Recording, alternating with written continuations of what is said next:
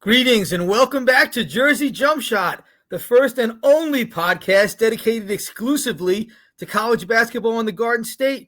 I'm Jerry Carino. This is my 21st season covering this great sport here in New Jersey, and our guest this week is a breakout star in the first month of this season. He's ranked 8th in the nation in scoring at 23.1 points per game. He's shooting 52% from the field, including 45% from three-point range. And at 6'3", he's pulling down 6.6 rebounds a game. We are talking about FDU sophomore guard Terrence Brown. Terrence, welcome to Jersey Jump Shot. Thank you. Appreciate you for having me. Appreciate you for coming on. And this is what happens when you're top 10 in the nation in scoring, right? We want to have you as our guest, but I got to ask you, for starters, how does a kid from Minneapolis wind up at FDU?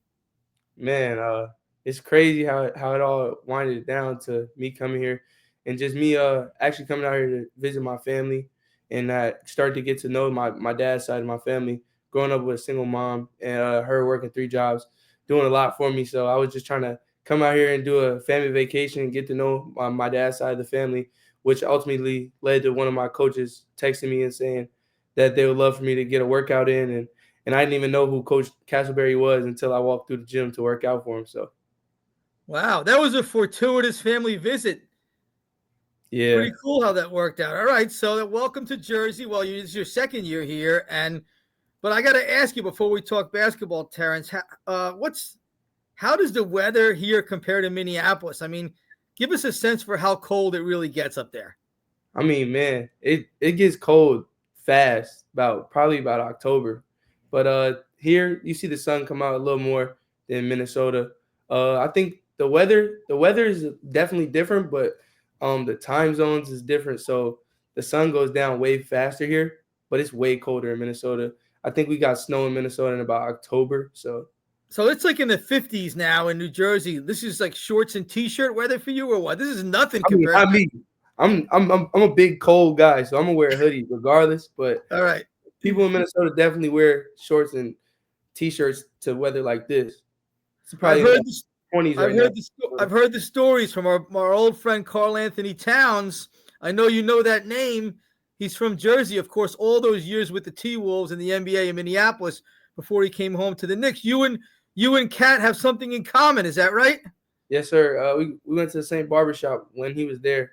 He probably still gets cut by my barbers came out here and cut him here in New York, he said, when he first got traded. But yeah, we go to the same barbershop. So all right, well, that's an awesome little tidbit. And you have something else in common with Kat, and you're lighting up the scoreboard. So we're going to get to that in a second. But going back to your background, where were you, Terrence, when FDU knocked off Purdue in the NCAA tournament? I'm sure that got your attention. Yeah, I was at a prep school in Napa Valley in the Bay Area of California. I did a post-grad season there after high school, after not being recruited as high as I wanted to be coming out of high school. So I did my 5th year there. And then when I came on my visit, obviously it caught my eye that they weeks before beat Purdue. So that played a big role in me coming here.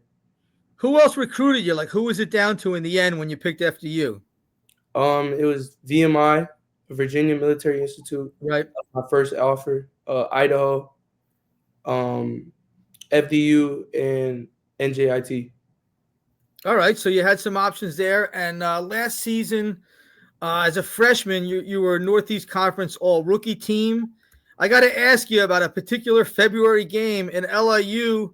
At LIU, the team got stuck in the elevator before the game. You come out and score 17 points on 6 of 11 shooting, and the Knights win in overtime. What was that like, and how did you manage to have a game like that after getting trapped in an elevator? Man, to be honest, I didn't even take the elevator to get up. I tried to take the elevator to go down back to the locker room after the warm-ups. So it was kind of like weird timing. I just did it because all the teammates was doing it. I didn't want to go by myself down the steps. So being in the elevator, it kind of got me warm for the game, believe it or not. But it was like a scary experience because it was so much of us in there, and they didn't know what to do. But at the same time, like when I got out of the elevator, I felt warm and I was ready to go. So. Hey, whatever works, right? And it worked for you, and it has continued to work. FDU is 3-4 so far this season. You posted 28 points and 7 boards in a win over Manhattan. What did you do, Terrence, in the offseason to take your game to this next level? Really just getting with my trainers, getting with my mentors, getting with all the people around in my team, just building that confidence in my game, constantly repping out my shot, my playmaking skills, obviously, and my leadership skills. Really just building up the confidence in my mind, because a lot of the game today is really how much you believe in yourself. So just really building that confidence that I can do everything that I've been doing at a high rate, and just trusting myself to and trusting my teammates to get me the ball and get them the ball. So. Confidence, right? So much of this sport, and really any sport at a higher level, so much of it is mental. So many guys have the physical tools, right? But the mental stuff, the confidence is sometimes what sets players apart. I'm sure by now, at this point, you're at the top of the scouting reports for the opponents, right? What's the most extreme thing a defense has thrown at you so far this season, or are they still crazy enough to defend you in straight man? Um, Manhattan was a pretty good one. I started off hot against them. At the beginning of the second half, they face guarded me from baseline to baseline. So Wow. that was a good one. I thought I was gonna get boxing one by Army, but coach said that they were looking to do it, but they didn't do it. But they packed the paint in pretty well on me when I drove. So just really getting my teammates open looks, getting a lot of them shots whenever defenses collapse on me, and just trusting them to knock down the shot. And then when the defense opens back up, just them getting me the ball back. So it's really just trust that builds all our confidence in the game. Right, and trust is really a foundation of any good team, and it seems like you guys have that. So you've already played this season at Miami, at Creighton, at Nebraska. Which crowd was the wildest of those, and why? Um, I would say Nebraska was probably the wildest, and Creighton was probably the most people was definitely Creighton, but the wildest was probably Nebraska's student section. What were they doing? Like, what was crazy about it? Like coordination, things they were saying, noise. Just the things they were saying to me, like they called me like a baby Allen Iverson. Uh, they were just saying a lot of random things, All but right, all maybe that, Allen Iverson's not so bad. yeah, that's what I said when I went to the bench. I said that's not a bad comparison, so I'll live with it. I want to give like our fans and our listeners a sense for what it's like to play at a mid major and to do all this traveling early in the season to these places that are these gyms that are packed, hostile arenas. What's that like for you? How does that help you guys grow as a team? Definitely just builds like our confidence when we come into conference playing, come into the smaller games that we play. Not saying that there's not a difference between playing a high major and playing a mid major, but Right. definitely playing in the environment and the sold out arenas and packed crowds. It really just gives you those goosebumps and gives you more confidence when you come back to smaller arenas, and then you see them are packed out. It's like it's nothing to you, you know. So it just makes you feel like you've been here before, and just going into those big games with the confidence and knowing that you should be here, like you belong here. So just showing everybody that you belong here definitely plays a big part in how we approach all the games. And that's what Coach Castleberry says every single day, is just respect everybody but fear no one. So yeah. Good mantra and well said, Terrence. Now you're coming home. FDU is big New Jersey rivalry game on tap Tuesday. FDU hosts St. Peter's at 7 p.m. St. Peter's is 2-3, and they threw a scare into both Rutgers and Seton Hall already this season. The Peacocks are another Jersey mid-major that has worn that Cinderella crown so well in March Madness. Give me the scoop on this game. What do you know about them? I know you're knee-deep in your preparations right now. What's the biggest key to victory? Really just coming to play, executing our process as much as we can. We know that they're a great rebounding team, great physical team, and they're definitely a tough team to beat. So just really being on our A game and approaching the game with the right mindset, just executing our scheme as much as possible, and doing everything coach says in practice and implementing it into the game. You mentioned rebounding. You know, you're 6'3", you're averaging 6.6 rebounds a game. That's a lot of rebounds for anybody of any size. What's the single biggest key to doing that, especially as a guard? Just listening to the coaches, making sure I'm hitting somebody before they're able to go in and get a rebound. Always checking for my man before I go run under the rim and go get a rebound. Just big on boxing out and increasing my rebounding pocket. So yeah, What's it like? our big man's credit to Joel and Biz and all those guys under there make sure they make sure they drive all the big guys out of the paint before I can go grab the board. So credit to all my power forwards and my centers. Joel Emmanuel is an all Northeast Conference caliber big man for FDU. Had a really good year last year, and a factor, of course, again this season. It's a nice inside-outside combo the Knights have going. But what's it like? You're 6'3". What's it like to grab a rebound over a guy who's like 6 inches taller than you? The look on their face or their body language must be something else when you do that. Yeah, it just gives me more confidence. I feel like I could try anybody when I do things like that. So just going in there with the mindset of fearless and just attacking anybody, no matter the size. Terrence, you went from lightly recruited to one of the nation's leading scorers in Division I. What is your advice for all the other kids out there who are overlooked, underappreciated, under-recruited, but can do it at this level? What would be the biggest piece of advice you'd give them? The biggest piece of advice I could give to anybody who feels like they're under-recruited, underappreciated is just to keep going. You're going to face a lot of adversity in life. So no matter that, whatever you face, just keep working, keep praying, keep God in your life. Obviously, build a big relationship with God and your close ones. It can be hard whenever things don't go your way, but that really defines who you are. When things don't go your way, that's how you know what you're made of. That's good advice for everybody in any walk of life, really, not just on the basketball court. All right, let's wrap it up with this.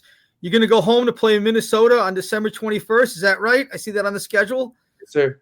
What's that going to be like for you? Who's going to be there? And most important, where are you going to suggest that the team eats? Give me one place in Minneapolis that can hold its own with North Jersey food. That's hard. What do I expect going into the game? I feel like it's going to be a physical game, going to be a great game. The atmosphere is definitely going to be there. The city's going to show out for sure. I got a lot of people that are waiting for me. How many people are you going to have? Would the ticket requests started coming in yet? Yeah, I already started filling that out. I'm probably going to have more than what I'm supposed to get. So I'm going to have to tell a lot of people to buy their own tickets. But you're going to have to get some from your teammates, right? Tell Joel to hook you up. Yeah, I already got the scoop, but I think I'm going to need more than that. So I'm going to have to tell a few people to buy their own tickets, not to be like that. But it's going to have to. All right, that's all right. You throw them a couple extra assists and they'll be all right. Now, food-wise, what do you eat in Minneapolis? You can just say North Jersey food's better. I don't know how I ever ate there. You can admit that, but the pizza out here is definitely better. We got a pizza spot down there that's pretty nice. It's called Frank's. It's right by the University of Minnesota's campus, so they're open like all night. So they got a pretty good food spot down there. And then obviously like the Benihana's, just the steak spots like that. You guys got a few things out here, Cheesecake Factory that I like to eat at. So really all those things play a part downtown Minneapolis. So all right, you'll be the tour guide and the go-to guy up there, and then the go-to guy all season long. And you know what, Terrence, you're a good go-to guy for us. Thank you so much. Your debut podcast, I think it was a slam dunk. We appreciate you coming on, and good luck the rest of the way. And you know what? If you wind up in March Madness, we'll talk again. Thanks for joining us on the Jersey Jump Shot, Terrence Brown. Yes, sir. Appreciate you. Thank you for having me. All right, we're going to continue on here. We thank Terrence for joining us. Always love to shine a light on our Jersey players who are standing out, and that's a breakout guy for you this season. So real super job by him, and FDU will be keeping an eye on them against St. Peter's Tuesday. Good local game, and then, of course, beyond. Because you never know what mid-major is going to emerge from this great state and cause all hell to break loose in March. All right, so I want to touch on Seton Hall, Rutgers, Princeton. Real quick, it was a really busy weekend. Feast week has begun. 2 of those 3 teams are done. 1 is entering Feast week. And so we start with Seton Hall, who wrapped up their Feast week. They got the job done in the Charleston Classic, went 2-1 with a quality win over VCU, escaped Florida Atlantic in the 3rd place game, did take a loss to Vanderbilt. But look, if you're Seton Hall, 2-1 was the minimum you had to achieve going to Charleston. They got it done. And as importantly as getting those wins, you saw some new players starting to emerge as factors, right? Scotty Middleton showing you a little bit more of what made him so dangerous for Ohio State down the stretch last year as a hot shooting wing. explosive player, David Tubeck, coming out of nowhere to help Seton Hall beat VCU in overtime. The guy's a big guy who can shoot three-pointers. We know how valuable they can be. Jasim Felton, freshman, point guard. And we know how desperately Seton Hall needs point guard play, ball handling. Look, these guys all had their moments. On Felton for a second, we saw him gain some confidence maybe in garbage time against Vanderbilt. And that stuff does matter because then he was called upon like in the real moments of a close game against FAU, and he did well. 15 minutes, held his own, mostly running the point. Okay, did he have a couple turnovers? Yes, but for the most part, 5 points, 2 assists. He made the smart, simple plays with the ball. Nothing fancy, nothing crazy. He helped run the offense. He helped the ball move around. The offense seemed to work pretty well with Felton at the controls, and that's maybe a presence that Seton Hall could use. Shaheen Holloway singled him out in his post-game radio interview, saying, I want to see more of him at the point. He's earned that. This is a guy who hadn't played at all. He was 13th on the depth chart out of 13 over the first few games of the season. Look, and this is why early on you play a lot of guys. This is why you mix and match and experiment and tinker in the first few weeks of a season to see what you've got. So what you saw now, we knew Scotty Middleton would be important, but now David Tubeck, Jasim Felton, can these guys who were maybe overlooked or at the end of the bench when the ball went up in early November, can they now help this team move forward? That's something maybe you got out of this tournament in addition to 2 good to decent wins, okay? And then it's Isaiah Coleman, showed you some alpha dog. Look, we knew he could play. He was behind after a summer of injuries. He missed the opener. He showed you some alpha dog in some of these games in Charleston, and he hit the glass hard. He made the all-tournament team. The rebounding is what's going to impress his coach. We know he could score. We know he could play in transition. We know he can defend. So Isaiah Coleman took a leap forward. Manny Okorafor got some run. This is a center, transferred from Louisville. He missed a month, and I'm glad Shaheen Holloway. Well, I'm not glad, but I mean, I guess glad's not the right word, but it's good to see, from my perspective, to see him explain why Okorafor was out. He was hospitalized after a really serious dehydration episode. Look, this is the way things work in reporting on college sports. I tried to indicate that it was serious. You know, there are things you get told off the record, things that are someone's personal, confidential, medical or health information. You got to be careful walking that line. But now that Holloway said it, you know, we can say that he was obviously very sick. It took him a long time to recover. You got to be really careful bringing someone back from dehydration like that. Serious dehydration could lead to organ failure. So now it sort of becomes clear why Manny missed so much time.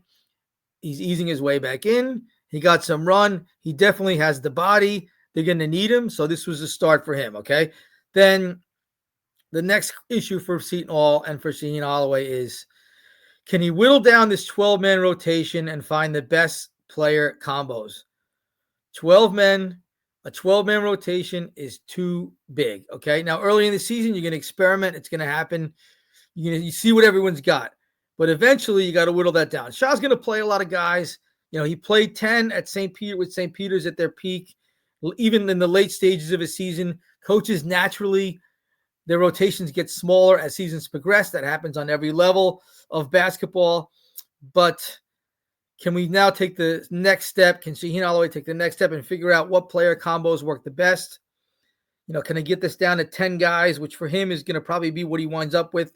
Not just 10 guys, but like who's going to be on the court together, who are the best point guard, shooting guard combinations, who works well together at center with Yassine Toomey at power forward. You know, these are the types of things he's going to have to figure out by poring over the tape.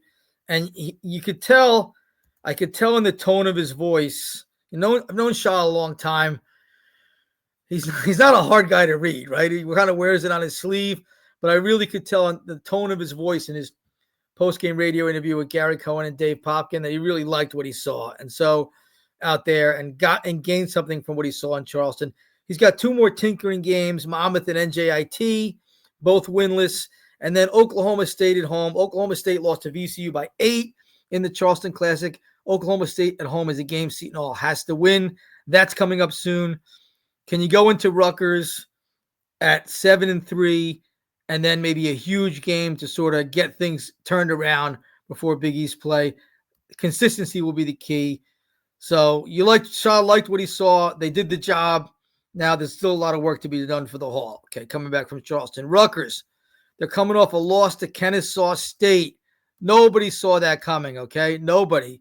Now, why did Rutgers play a game at Kennesaw State? It's a fair question. Just look, there are things that Rutgers has to do to get a guy like Ace Bailey, to get 5-star players into your program. Steve Peichel knew he was going out on a limb, playing a game at a mid-major in their 3,000-seat gym. He did it as a favor to Ace Bailey and his friend and teammate JaMychal Davis, who played high school ball in Georgia, where Kennesaw State is. There's things you got to do, man, to get these players. And Steve knows he's got to own the loss and the decision. But how do you think 5-star players just magically arrive at Rutgers?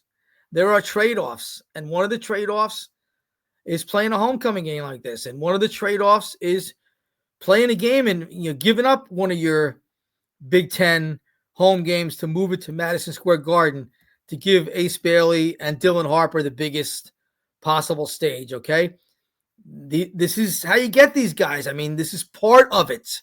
It's not all of it. It's not one thing, but it's part of it. When you're swimming in the deep end of the pool with the blue bloods in recruiting, this is the extra step like a school like Rutgers, a program like Rutgers has to take to help secure these kinds of commitments. So more important for Steve Peichel, he's got to get his team ready for these games. And obviously, when you're falling 18 points down at halftime at Kennesaw State, the team is not ready. Now, the question is, did this loss get their attention? You have a young team, and I'm a big believer in the long college basketball season that there are such things as constructive losses. These are not a thing in football, college football, pro football. It's a sprint, not a marathon. Every game is humongous. Basketball is different. Longer season, you can afford to take a loss if it becomes constructive and you learn from it. Did this loss to Kennesaw State get Rutgers players' attention? More specifically, did it get Ace Bailey and Dylan Harper's attention? They haven't lost many basketball games, okay? And this is their first college loss. Ace Bailey had a tough game. He was shooting on the perimeter. He threw the ball away in the last possession. He had 1 rebound in the game because he wasn't playing inside at 6'10". The guy's got a lot of talent, but he's a freshman. All freshmen in college basketball have a lot to learn. Did this game get his attention as to what needs to be done for Rutgers to win basketball games? If it did, then there's something you can really gain from it, and it may well pay off not just down the road, but in the immediate future. By immediate future, I'm talking about the next game, Tuesday, Notre Dame in Vegas. Notre Dame coming off a loss to Elon. They'll be in the same boat. Micah Shrewsbury will have the Fighting Irish's attention after a loss to Elon. This is the game that opens a 3-game Feast Week tournament for Rutgers in the Players Era Invitational, the Players Era Festival at the MGM Grand. Notre Dame is a huge game because after that, it's Alabama, which is like a pinball machine with their offense, okay? Top 10 team in the country. Enormous ask. And then the third game, you don't know who it's going to be yet, but it's going to be a quality opponent. Rutgers is the lowest KenPom rating, if you want to believe in KenPom. In November, they have the lowest ranking of the 8 teams in the tournament. So no matter who you get in game 3, it's going to be a good game. So the Notre Dame game is huge. Look, it's a long season, okay? But Rutgers has to come out of Vegas with at least 1 win. You can't go 0-3 there off the Kennesaw State loss. Then it's trouble. Got to come out of there with at least 1 win. It starts against Notre Dame. What I'll be looking for, and I suspect Steve Peichel will have his guys' attention, especially those 2 superstars. He'll have their attention. What I'll be looking for is Ace Bailey's rebounding numbers. They need him to rebound. Rutgers doesn't have a guy averaging more than 6 rebounds a game. Their leading rebounder is Jordan Durkak. He's a guard. They need Ace Bailey to rebound. Small sample size. He's only played in, 3 games because he missed some time with an injury. But they need him to rebound. And so what are his rebounding numbers against Notre Dame going to look like? Rutgers has been getting bludgeoned on the boards, especially the offensive glass. I feel like that's going to tell the tale. And I would expect Ace Bailey to rebound better against Notre Dame. I expect Rutgers to play better against Notre Dame. Will they win the game? I don't know. I can't say that. Team has a lot of work to do, as do all young teams this time of year. But I do expect that this will have gotten their attention. Now, will that translate into a win? That's a big, obviously, question mark as Rutgers heads to Las Vegas. But I do believe in constructive losses in college basketball. Let's see if this is one, especially for Ace Bailey. Rutgers has to have him play some inside. Jim Calhoun told Steve Peichel over the summer, you got to take the ropes off, but there's got to be a balance between letting guys do their thing and exhibit their talent and play to their strengths, and also, but still playing winning team basketball. That's the medium that Rutgers, Steve Peichel, Ace Bailey, Dylan Harper, and the role players are trying to find, and you got to find it pretty soon because the schedule's ramping up big time here. Okay, so Princeton, I want to touch on them. They're 5-3 after losing to Wright State and Texas State and going 1-3 in the Myrtle Beach Invitational before beating up on Portland to salvage something out of the weekend. Princeton, they're -5 on the glass so far this season. Opponents are shooting 47% from the field. That's not good enough for a team with big aspirations. Now, there is some experimentation going on to find a player or combination of players who can hold the fort inside and help Cade Pierce in the front court. Princeton does have the luxury of sort of testing things out because the Ivy League play is where it's at for the Tigers. So they can use their entire non-conference schedule as a test run, as tinkering time, as adjustment period. And that is an advantage that they have. The next real game they have is at St. Joe's, which is playing well on December 3rd, a rematch of the game last year at Hagan Arena, a great game that St. Joe's won. It's a shame they won't come over the river, but it is what it is. Ivy League play doesn't start until January 11th for the Tigers. So there is time. And by the way, Columbia is 7-0 with our old friend Jim Angles from NJIT. They've won at Villanova. So could they be an early front runner? I'm not backing off Princeton as the favorite to win the league yet. They got a lot of talent. They got experience at key positions, but they do have some work to do. And again, can they use what was no doubt a disappointing showing in the Myrtle Beach Invitational to shore up inside, to play better defense? They got 80 points scored on them twice. Got to do better than that. They know that, of course. And so Princeton, we do expect, with the coaching they have, with the talent they have, with the experience and the high IQ their players have, we expect them to go to school on what went wrong down there and get better. And they do have time, unlike Seton Hall and Rutgers, who got to figure this out soon because they're building resumes, okay? So that's what we got. That's where we're at, and we want to say thank you to FDU guard Terrence Brown for joining us on Jersey Jump Shot.